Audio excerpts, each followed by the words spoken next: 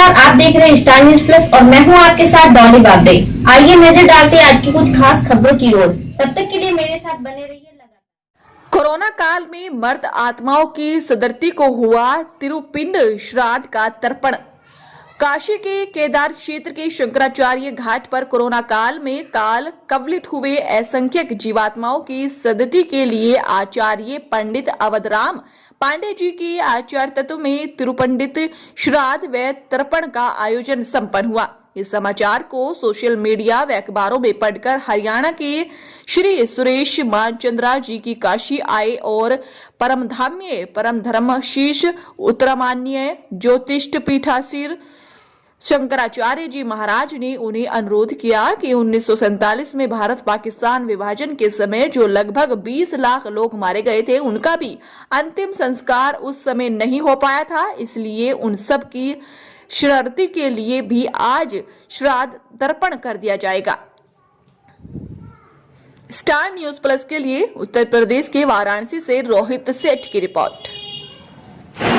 उस समय हमारे कोरोना भगीरथ गौरव त्रिपाठी जी और दीपक शर्मा जी ये भी उपस्थित थे और ये निश्चय हुआ था कि बड़े पैमाने पर आयोजित करके इस कार्यक्रम को करें, लेकिन किन्हीं कारणों से जिन्होंने कहा कि हम फरवरी में कर सकेंगे, अभी नहीं कर सकेंगे, तो हमने सोचा कि जो हमारा संकल्प है इसी समय पे हमको तो करना चाहिए और भागवत होना महत्वपूर्ण है। बड़े मंच पर और बड़े माइक में हो ऐसा जरूरी नहीं, ऐसा कहीं कोई विधान नहीं है कि बड़े मंच पर ही होगा या बड़े माइक से ही होगा, बड़ी लाइटिंग होगी तो भागवत तो सहज हो सकती है। तो हमने यही मंच बनाया और हमने भागवत की और उसको लाइव करके, और जब ये लाइव करके हम लोगों ने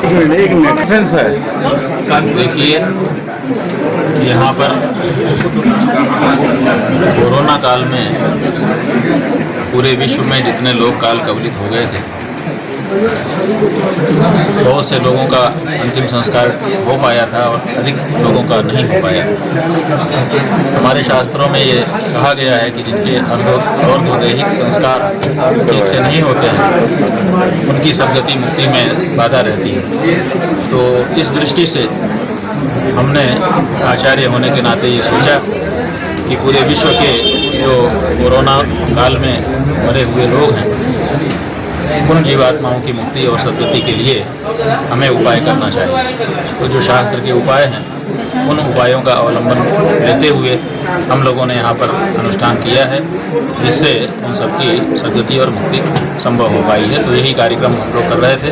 अभी भी घाट पर त्रिपिंडी श्राद्ध हो रहा है और आगे नवरात्रि में दूसरे अनेक अनुष्ठान आयोजित हो। नवरात्रि में कौन कौन से कार्यक्रम आयोजित किए जाए? यहाँ पर शतचंडी महायज्ञ, रुद्र महायज्ञ, 1 लाख मोदकों से भगवान विष्णु का पुरुष सूक्त से अर्चन, इसी तरह से 64 योगिनियों का पूजन, 108 सुवासिनियों का पूजन, कन्याओं का पूजन और इस तरह के कार्यक्रम आयोजित। ठीक। प्रसन्नता है कि जब हमने ये कोरोना काल के मृतात्माओं की सद्गति के लिए ये कार्यक्रम यहाँ पर आयोजित किया तो कुरुक्षेत्र की पंचनद स्मारक समिति के श्री सुरेश मानचंदा जी यहाँ पर हम लोगों के पास आए और उन्होंने कहा कि एक और इसी तरह के प्रयास की आवश्यकता है, उसके लिए हम तर्पण आपके साथ ही मिलकर के करना चाहते हैं।